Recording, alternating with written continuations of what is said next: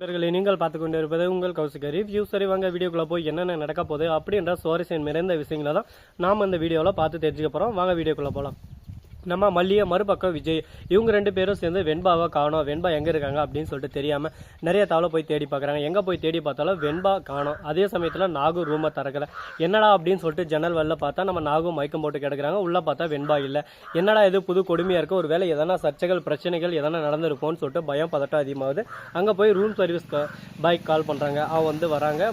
அந்த ரூமை இன்னொரு சாவி அங்கிட்ட டூப்ளிகேட் சாவி இருக்கும், ஓப்பன் பண்ணி தராங்க. போயிட்டு நாகு எழுப்புறாங்க. நாகு இலவையில் தண்ணி தெளிச்சல் நாகு எழுறாங்க. வெண்பாங்க யாரோ திடீர்னு என் முகத்தில் அப்படியே சும்மா கச்சு வச்சு அமுச்சிட்டாங்க. என்ன பண்ணுறது ஏது பண்ணுறதுன்னு சொல்லிட்டு தெரியல. அம்மா வெண்பா எங்கே போயிட்டா அப்படின்னு சொல்லிட்டு இந்த பக்கம் அந்த பக்கம்னு சொல்லிட்டு தேட ஆரம்பிக்கிறாங்க. தேடல் ஒரு பக்கம் அதிகமாகுது, ஒரு பக்கம் பயமும் அதிகமாகுது விஜய்க்கு. ஏன் எதனால அப்படின்னு சொல்லிட்டு பார்த்தீங்கன்னா, ஆமாங்க இப்போ வெண்பா இல்லை, வெண்பாவை யாரான கடத்திட்டு இருந்தால் என்ன நோக்கத்துக்காக கடத்தியிருப்பாங்க?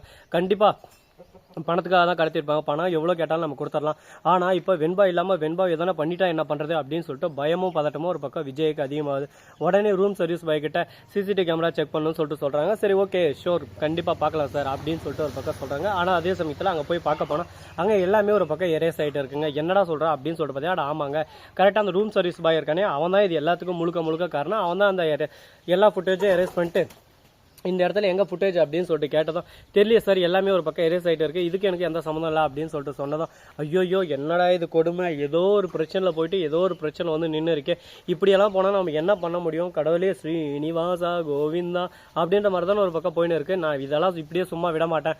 எல்லா பிரச்சனைக்கும் ஒரு நேரம் ஒரு காலம் உண்டு, அதுக்கு ஏற்ற மாதிரி எல்லாரையும் ஒரு பக்கம் தேடி அடின்னு அடிக்க தான் போகிறேன் அப்படின்னு சொல்லிட்டு ஒரு பக்கம் மனசுக்குள்ள நினச்சிக்கின்னு அந்த சமயத்தில் அந்த இடத்துக்கு நம்ம தலைவன் வந்துடுறாரு. யாரா அப்படின்னு சொல்லிட்டு பார்த்தீங்கன்னா வேற யாரு, நம்ம தலைவன் முன்னாள் காதலன் முன்னாள் ஹஸ்பண்டாக இருந்தார். ஆனால் ஆவலை. அப்படி யாரா அப்படின்னு சொல்லிட்டு பார்த்தீங்கன்னா உங்களுக்கே நல்லாவே தெரிஞ்சுட்டு யாரை பற்றி இவ்வளோ நேரம் அழகாக சொல்லு இருந்தேன்னு சொல்லிட்டு, ஆமாங்க அவரே தான். அவர் எதுக்காக வந்தார் அப்படின்னு சொல்லிட்டு பார்த்தீங்கன்னா அவர் வந்ததுக்கு ஒரே ஒரு காரணம் தான். ஏன்னா அந்த ரெசார்ட்டே அவரோட தான். அவர் மல்லி எப்படி இருக்கீங்க அப்படின்னு சொல்லிட்டு நல்லா இருக்குங்க, நீங்கள் எப்படி இருக்கீங்கன்னு சொல்லிட்டு கேட்க, ஐயோ வாங்க எப்போ வந்தீங்க அப்படின்னு சொல்லிட்டு கேட்க, நான் இப்போ தான் வந்தேன் அப்படின்னு சொல்லிட்டு சொன்னது ஒரு பக்கம். இவங்க ரெண்டு பேருக்குள்ளேயும் ஒரு பக்கம் உரையாடல் எல்லாமே ஒரு பக்கம் நல்லபடியாக நடந்துன்னு இருக்குது.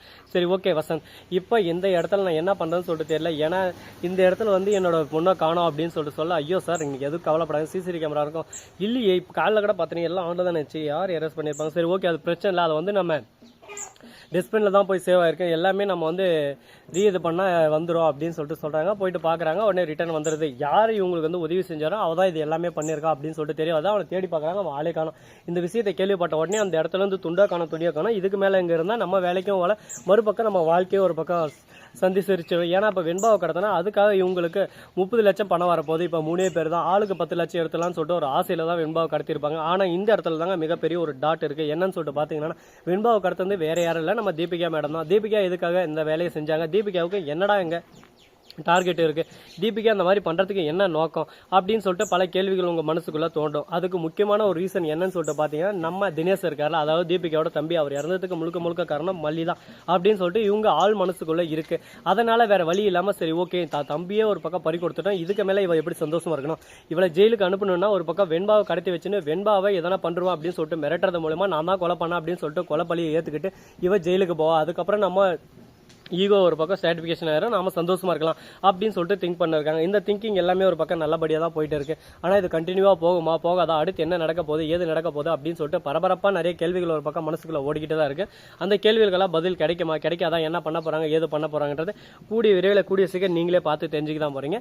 சரி இதெல்லாம் ஒரு பக்கம் இருக்குன்னு சொல்லிட்டு ஓரமாக விட்டாலும் அதே சமயத்தில் மறு பக்கம் புதுசாக தினசா ஒரு பிரச்சனை வந்திருக்குங்க. என்னன்னு சொல்லிட்டு பார்த்தீங்கன்னா, நம்ம தீபிகா இருக்காங்களா, அவங்க மல்லிக்கு ஃபோன் பண்ணுறாங்க. ஆனால் அவங்க பேசுகிறேன் இன்னொரு பர்சன் தான் பேசுகிறாங்க. இந்த மாதிரி நீங்கள் தானே சுடரை கொலை பண்ணது, நான் சுடரோட கூட பிறந்த அண்ணன் தான் பேசுகிறேன், எனக்கு சுடரோட சாவுக்கு நீதி கிடைச்சாலும் நீ தானே கொலை பண்ண, அதுக்கான ஆதாரம் என்கிட்ட இருக்குது, நீ உண்மையை ஒத்துக்கிட்டு நீ தான் குற்றவாளின்னு சொல்லிட்டு ஜெயிலில் தண்டனை அனுபவிச்சே எனக்கு சந்தோஷம், அதோட இந்த பிரச்சனை நான் விட்டுறேன், இல்லை முடியாது இப்படி பண்ணுவேன் அப்படி பண்ணுவேன்னு சொல்லிட்டு வாய்ஸ் ஆடால் விட்டு நீயோ ஒரு பக்கம் பிரச்சனை மேலும் வளர்க்க நினைக்கணும்னு நினச்சேன்னா அடுத்த செகண்டே உங்களுக்கு மரண பயம்னா என்னன்றதை நான் காட்டுருவேன் அப்படின்னு சொல்லிட்டு சொல்கிறாங்க. இதை கேட்டதோ என்ன பேசுறதுன்னு சொல்லிட்டு தெரியாமல் என்ன மன்னிச்சிருங்க, நான் பண்ணது எல்லாமே தப்பு தான், நான் தெரிஞ்சு அறிஞ்சு புரிஞ்சு எதுவுமே பண்ணலை, இது எதுக்கும் இதுக்கும் எந்த சம்மந்தமும் இல்லை அப்படின்னு சொல்லிட்டு மன்னிப்பு கேட்குறாங்க மல்லி. அது மட்டும் இல்லாமல் நம்ம வெண்பாவா கடத்தின்னு போயிட்டு இருந்தா அப்போ மீட்டுன்னு மட்டும் தான் வந்தனே தவிர அங்கே என்ன நடந்துச்சு ஏது நடந்துச்சுன்னு எனக்கு முழுக்க தெரியாது அப்படின்னு சொல்லிட்டு சொல்ல, ஐயோ என்ன மல்லி நீ என்ன சொன்னாலும் நீ நம்புறதுக்கு என்னென்னா கேன பையன் கேப் மாதிரி நினச்சா, கோர்ட்லேயே ஒரு பக்கம் நீதிபதி வந்து நீங்கள் நிரபராதின்னு வெளியே அனுப்பினாலும் நீங்கள் தான் குற்றவாளின்ற விஷயம் எனக்கு நல்லாவே தெரியும்.